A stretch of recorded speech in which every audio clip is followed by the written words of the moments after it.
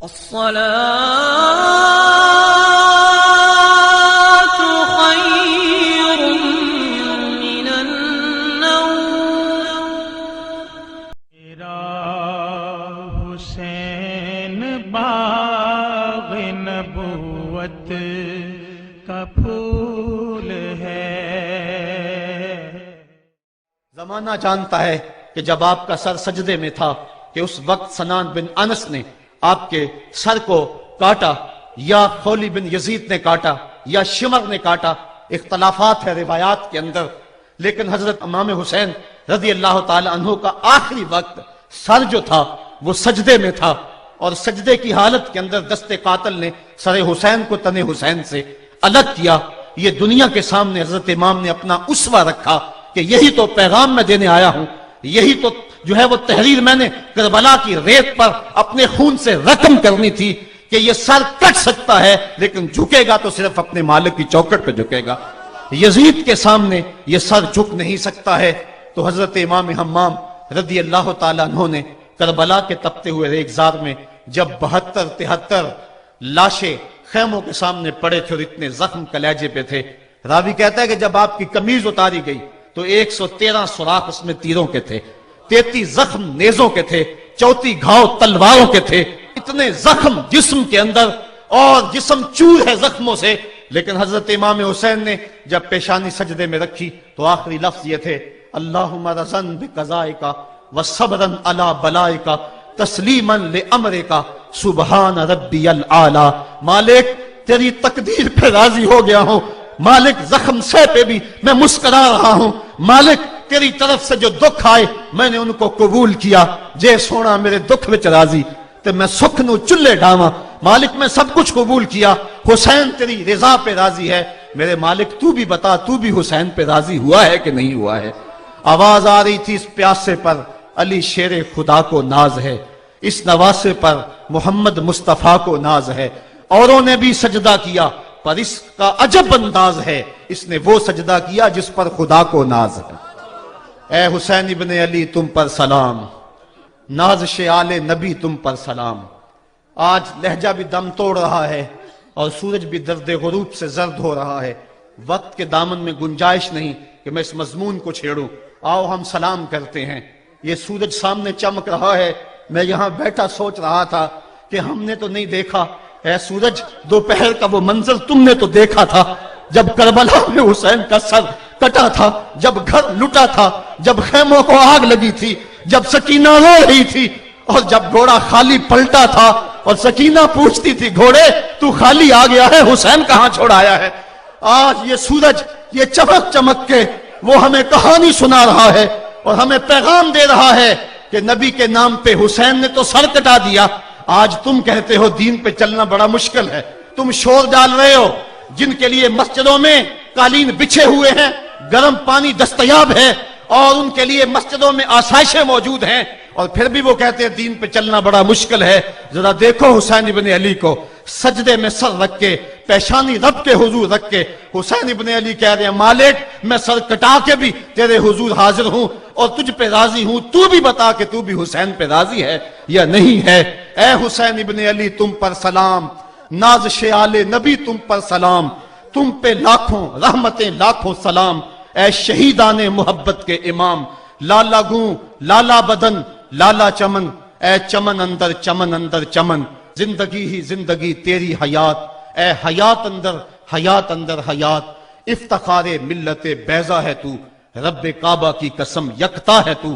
فخر کا دل میں دریچہ باز کرنا چاہیے، جن کا تو آقا ہے ان کو ناز کرنا چاہیے. آج ہم ناز کرتے ہیں حسین ابن علی پہ. ہم حسین والے نہیں ہیں، ہم واہ حسین والے ہیں. واہ حسین تیری عظمت کو سلام. اتنے زخم کلیجے پہ ہو تو کھڑا نہیں ہوا جاتا، لیکن جبر کے خلاف کتنی قوت سے کھڑا ہے. حسین ابن علی نے اپنا نمونہ لوگوں کے سامنے رکھنا تھا. تو اقبال کہتا ہے سرخ رو عشق غیور از خون او، شوخی این مصرع از مضمون او. یزید مٹ گیا، یزید کا نام مٹ گیا، اس کا تشخص مٹ گیا. حسین کل بھی زندہ تھا، حسین آج بھی زندہ ہے. مرتا تو وہ ہے جس کی فکر مر جائے، مرتا تو وہ ہے جس کا نسب العین مر جائے، مرتا تو وہ ہے جس کا مشن ختم ہو جائے۔ حسین کا نسب العین زندہ، حسین کی فکر زندہ، حسین کا مشن زندہ، حسین زندہ، حسین کا نانا بھی زندہ۔ آج بھی ہزاروں کروڑوں اربوں انسان حسین کا نام لے کے جی رہے ہیں۔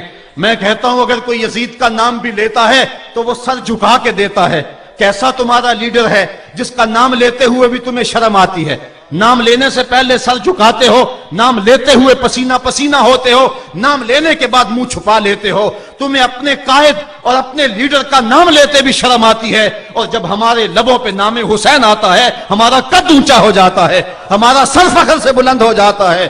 فخر کا دل میں دریچہ باز کرنا چاہیے، جن کا تو آقا ہے ان کو ناز کرنا چاہیے۔ تو حسین ابن علی نے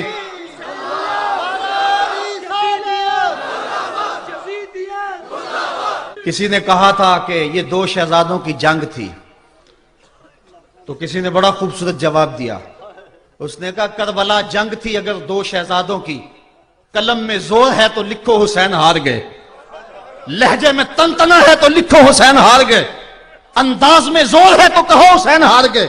زمانہ کل بھی کہتا تھا، زمانہ آج بھی کہتا ہے، حسین کل بھی جیتا تھا، حسین آج بھی جیتا ہے۔ جب حضرت امام حسین رضی اللہ تعالیٰ عنہ کا سر انور کاٹ لیا گیا اور خولی بن یزید نے نیزے کی نوک پہ اس کو رکھا، ویسے رخ سر کا زمین کی طرف سے تھا، کسی نے کیا خوب کہا، باں کے سر نیزے پہ اور سوئے زمین ہے روح، یعنی سجدہ ثانی کی ہے آرزو۔ رکعت کے دو سجدے ہوتے ہیں، ایک سجدہ ہوا تھا کہ سر انور جدا کر لیا گیا، جب نیزے کی نوک پہ تھا سر تو رخ زمین کی طرف سے تھا۔ شاعر کہتا ذرا غور سے دیکھو سر حسین کیا کہہ رہا ہے، سر حسین کی پیشانی زمین کی طرف ہے، پیشانی میں دوسرے سجدے کی آرزو مچل رہی ہے۔ تو جب امام حسین کا سر خولی نے نیزے کی نوک پہ چڑھایا، اس نے تو یہ کہنا چاہا تھا کہ ہم فتح یاب ہوئے اور دیکھو ہم نے سر کاٹ لیا۔ کسی نے کہا ذرا غور سے دیکھو یہ تو سر کٹ کے بھی سر بلند ہے، یہ سر کٹ گیا پھر بھی سر بلندی نہیں گئی ہے، اس کا بانکپن پھر بھی نہیں گیا ہے۔ حسین کا سر کل بھی اونچا تھا، حسین کا سر آج بھی اونچا ہے، اس کا نام زندہ، اس کا پیغام زندہ، اس کی فکر زندہ۔ حضرت امام زین العابدین یہ کربلا کے وہ شخص ہیں جنہوں نے سارا منظر اپنی آنکھوں سے دیکھا تھا۔ اتنے دکھ کسی کو نہیں پہنچے جتنے زینب اور زین العابدین کو پہنچے ہیں۔